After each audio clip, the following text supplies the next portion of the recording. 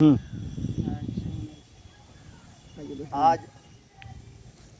दिनांक 24 अच्छा आज 19 आषाढ़ कृष्ण पक्ष त्रयोदशी उपरांत चतुर्दशी तिथि में गोवर्धन पीठाधीश्वर श्रीमद् जगत गुरु शंकराचार्य प्रातः स्मरणीय सनातन धर्म रक्षक निश्चलानंद महाराज जी के पुण्य जन्म महोत्सव 77वां वर्ष इनका पूरा हुआ। इसी अवसर पर सांगवेद पाठशाला घनश्यामपुर दरभंगा बिहार में रुद्राभिषेक, रामचरितमानस पाठ, हनुमान चालीसा का पाठ संपन्न हुआ। और अभी कुछ ही क्षण पूर्व वृक्षारोपण जो भारत सरकार का एक कार्यक्रम है। वृक्ष जो है सो मानव जाति के लिए संपूर्ण संसार के जीवन स्वरूप है।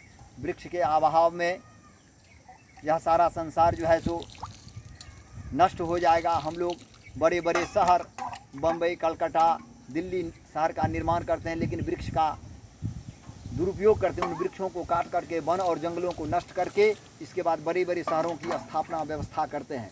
इससे यह सारा वातावरण जो है, वायुमंडल जो है, हवा जो है सो दूषित हो चुका है। इसलिए भारत सरकार के द्वारा जो वृक्षारोपण का अभियान है उसको दृष्टि में रख के वेद पाठशाला के सामने, वेद पाठशाला के प्रांगण में, और यह एक यहाँ बहुत बड़ा तालाब है, इस गांव का सरकारी तालाब है। तालाब का थोड़ा फिगर दिखाओ भाई, चारों तरफ पीला दिखाओ। और चारों तरफ तालाब के किनारे किनारे बहुत हरे भरे वृक्ष भी हैं।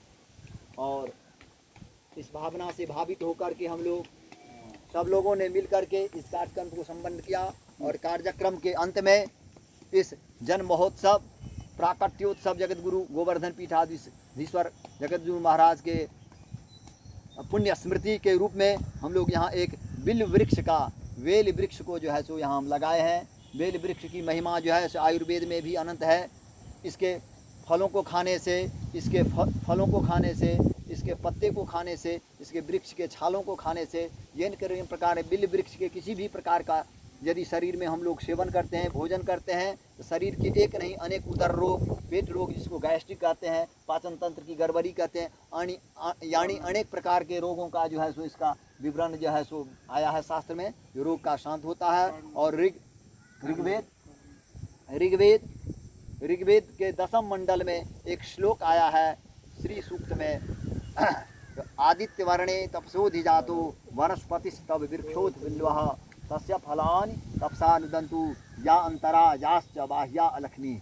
हे लक्ष्मी महारानी, आदित्य आप जो है आदित्य वर्ण से युक्त हैं। और यह बिल्व का वृक्ष जो है वह साक्षात आदित्य वर्ण के यह जो सूर्य के रंग से मिला हुआ जो यह जो बिल्व का वृक्ष है, यह बिल्व का वृक्ष साक्षात लक्ष्मी स्वरूपा है। और लक्ष्मी स्वरूपा है, इसमें आपका निवास है। और हमारे सनातन धर्म में कोई भी पूजा पाठ यदि होता है, उस पूजा पाठ में बिल्वपत्र का जो है सो परम आवश्यकता होता है। और महादेव की पूजा में तो महादेव कहते हैं जो बिना बिल्वपत्र के पूजन के बिना तो मैं उस पूजा को स्वीकार ही नहीं करता हूँ।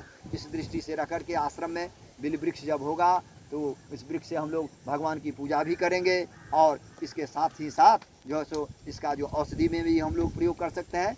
बिल्व वृक्ष का जो महान जो है सो इसकी उत्पत्ति के बारे में भी है, जो शास्त्र में बताया गया है, जो अमृतोद्भव श्री वृक्ष, अमृत से जिस अमृत को पीने से मनुष्य अमर अजर हो जाता है, उसी से इस बिल्व वृक्ष की उत्पत्ति हुई है। इस बात को ध्यान में रख करके यहाँ वृक्षारोपण किया गया है।